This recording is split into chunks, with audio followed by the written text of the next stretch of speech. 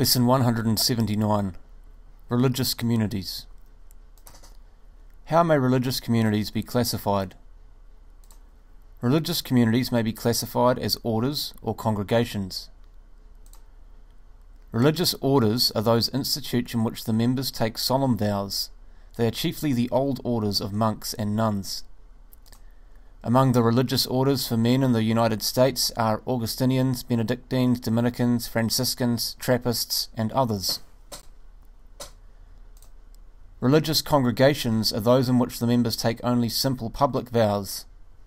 Most religious communities are of this kind. The Jesuits, after a number of years in simple vows, may also take solemn vows. For men, among the largest communities are Divine Word Fathers, Jesuits, Passionists, Redemptorists, Salesians, Salvatorians, and others. For women, we have too many to be able to enumerate them. Religious institutes may also be classified as clerical or lay. The clerical communities are those in which a great proportion of the members are priests. The lay communities are those with the great majority of their members not ordained priests.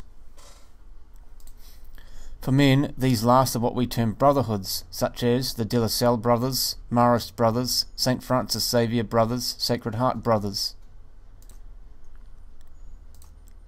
Some communities follow the manner of life of religious, living together under the government of superiors and with approved constitutions.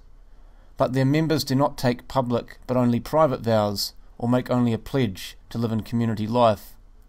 However, under many aspects, the Code of Canon Law likens them to religious institutes, and their members to religious. The difference between them and the religious proper is hardly noticed. Among the most well-known of such societies we have the Vincentians, Maryknoll Fathers, Oratorians of St. Philip Neri, and Fathers of the Precious Blood. A new development in the life of the evangelical councils is the secular institutes, whose members have neither public vows nor common life, but follow a profession in the world. In what kinds of work are the religious communities engaged? They are engaged in all kinds of work, ranging from the purely contemplative life of prayer to the active life of missionaries. Members of contemplative orders are strictly cloistered, and devote their life chiefly to prayer and penance. This prayer is not for the individual alone, but for the greater honour and glory of God, the well-being of the mystical body of Christ, the reclaiming of all into the fold of the Good Shepherd.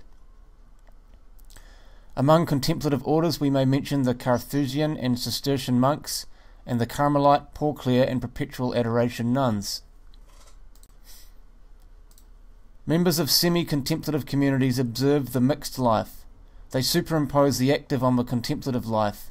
They seldom leave their houses and engage themselves in teaching, caring for penitents and orphans, etc. Among semi-contemplative congregations we may mention the Assumption Sisters, Dominican Sisters, and Good Shepherd Sisters. The religious communities of active life are dedicated to teaching, hospital work, mission work, etc. Active life does not refer to mere bodily activity, but to external activities carried on outside the religious house.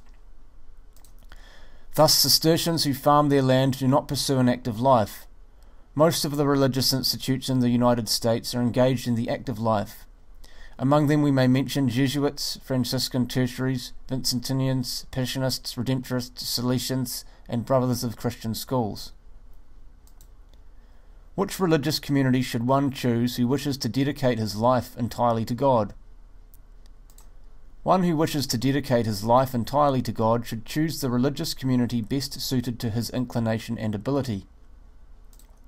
Besides priests, religious are needed, both men and women, for the schools, the hospitals, the teaching of religion, care of the poor, and of the missions.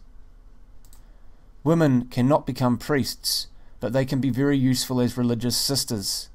Many a soul has been converted to the faith because of the example, the prayers, or the influence of a sister. Sisters are most useful too in the missions. They are the auxiliaries of the missionary priests in their difficult work of winning souls for Christ.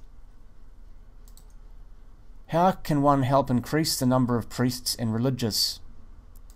Everyone should pray steadfastly and sincerely for priests and religious. Those who are financially able should support poor candidates in seminaries and religious houses of formation. Lastly, he who is earnest about the service of God should decide whether he is willing to consecrate himself entirely to that service. Such as have the will and necessary qualifications should either enter the priesthood or one of the religious congregations. It is the opinion of many bishops and priests that there would be more vocations to the religious life if the orientation towards a more pastoral and apostolic life, advocated by Pope Pius XII and John Paul XXIII, would be accelerated. This means that some changes should be made. Prolonged prayers and non-liturgical devotions should be abbreviated, or not held at a time when the religious should be engaged in apostolic work.